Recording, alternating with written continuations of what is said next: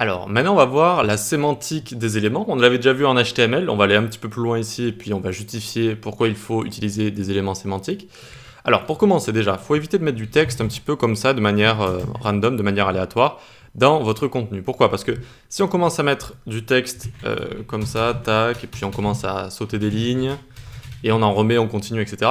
Le lecteur d'écran va comprendre que c'est un bloc complet en fait, et il va commencer à lire les textes de haut en bas, sans interruption, sans jamais dire qu'est-ce qui change, est-ce qu'on passe à un nouveau paragraphe, est-ce qu'on passe à un nouveau texte, etc. Donc, de base évidemment, entourez votre texte de balises, notamment P, à chaque fois que vous avez un paragraphe, hein, tout simplement. Aussi simple que ça, d'accord? Soyez sémantique à chaque fois. Vous avez envie de mettre un titre, eh bien pareil, ne mettez pas un titre dans un P comme ça, et ensuite vous allez le styliser pour le rendre grand, gras, etc.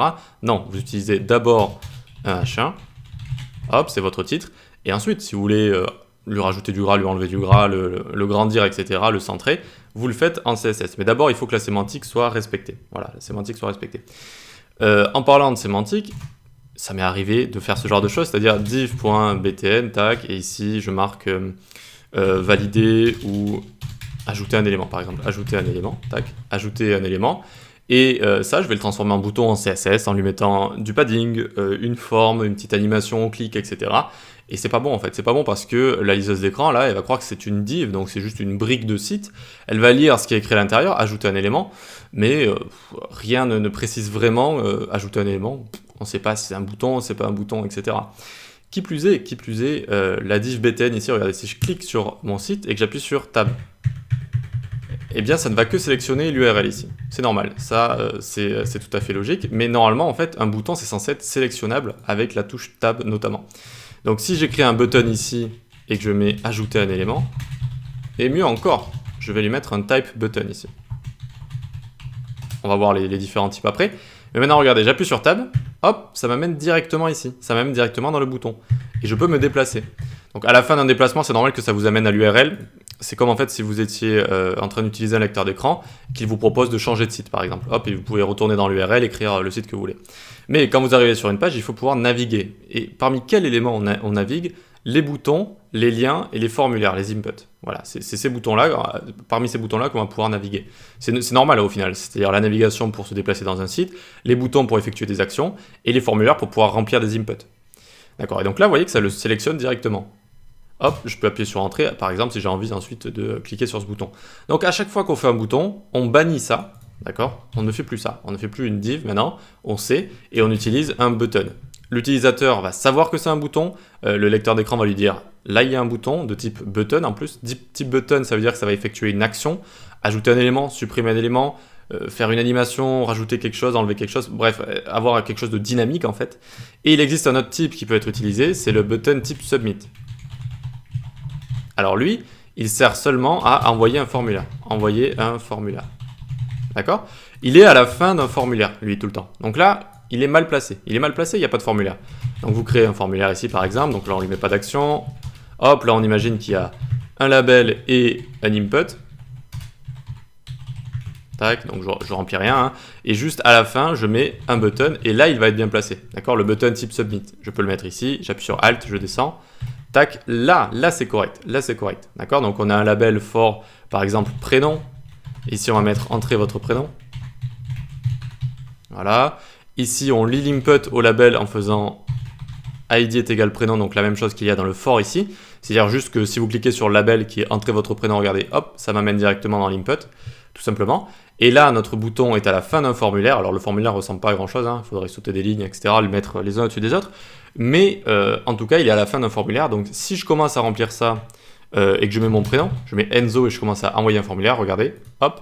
Donc le comportement par défaut, c'est d'envoyer les données à un serveur, et donc c'est ce qu'il essaye de faire. Là, vous voyez, ça fait disparaître les données de l'input, et il y a un rafraîchissement léger qui apparaît là, et donc en fait, c'est ce qu'il essaye de faire, il essaye d'envoyer les données. Et donc en fait, ça fonctionne bien, notre submit fonctionne bien, ça envoie bien le formulaire, parce que je l'ai mis ici dans un form, tout simplement. Voilà. Très bien, donc ça, c'est pour les formulaires, c'est pour les boutons.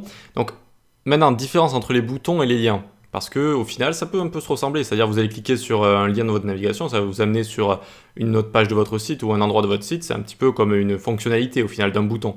Eh bien, les boutons, on les utilise quand justement on a envie d'avoir une fonctionnalité dynamique, ajouter un élément, faire une animation, interagir avec l'utilisateur, et les liens, c'est seulement pour la navigation. Et donc pour la navigation, vous allez utiliser des liens comme ça, avec un href.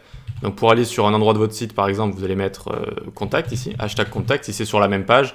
Sinon, vous pouvez aller sur contact.html, par exemple, tac, pour aller sur la page contact qui se trouve dans votre dossier, ici, directement. Et donc ici, on n'oublie pas de remplir le titre, aller à la page contact, et on n'oublie pas d'écrire des choses cohérentes, d'accord, des choses cohérentes dans les liens, parce que les liens sont également typeable, c'est-à-dire on va pouvoir naviguer à partir des liens. Ici, ce que je vais faire, je vais mettre tout ça en commentaire, sinon on va vraiment plus trop s'y retrouver. Tac, et ici, tac, très bien. On va faire plein de liens, regardez, maj alt flèche du bas. Et les liens, c'est comme les boutons, on va pouvoir appuyer sur tab, et regardez, je me déplace de lien en lien ici. Parce que c'est important, un lien. Un lien, ça nous permet de naviguer dans un site, voilà. Et donc, on n'oublie pas de mettre des liens qui veulent dire des choses parce que ça va également lire les liens. Ça va lire les liens. Quand je vais appuyer sur Tab, à chaque fois, ça va dire ici, aller à la page contact.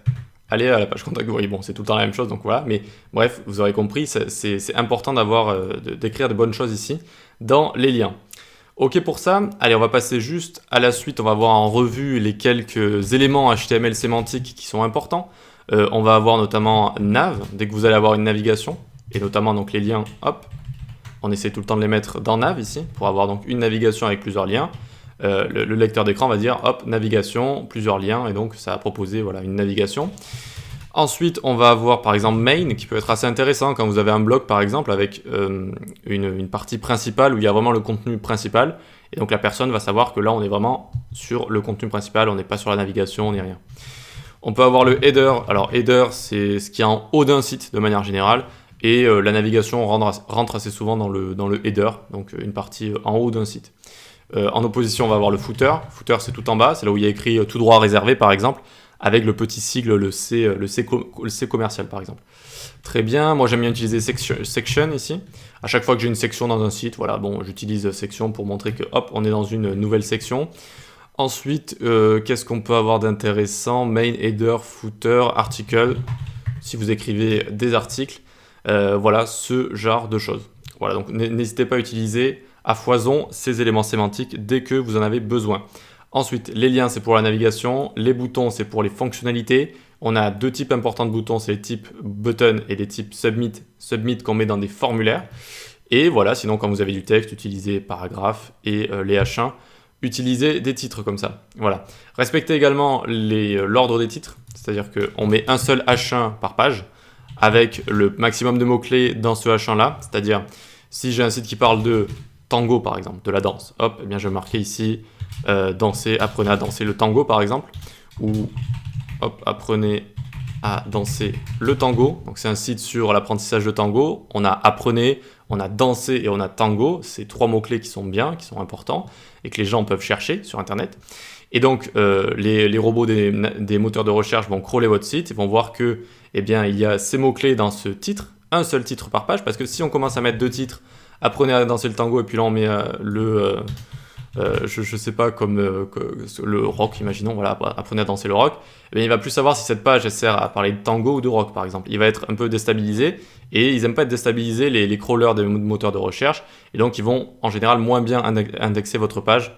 Vous allez avoir moins être un domaine de référence, d'accord? C'est soit cette page parle de tango, soit cette page elle parle de rock, ou alors peut-être si vous avez un site qui parle de danse en général, mais évitez d'avoir trop de mots-clés qui rentrent en conflit comme ça. Et donc un seul H1 par page, et ensuite on respecte H2, on peut en mettre 2 H2 par exemple, 2 H2 avec des sous-catégories de tango, 3 H3 par exemple, où vous allez avoir des articles avec à chaque fois un titre H3, et plus vous descendez, plus vous pouvez mettre en fait de heading comme ça, donc plus vous pouvez mettre de titres. Voilà. Le H5 par exemple, vous pouvez en mettre un petit peu plus, etc., etc.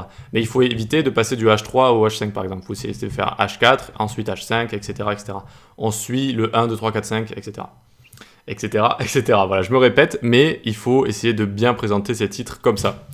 Allez, ok pour la sémantique, on peut passer à la suite.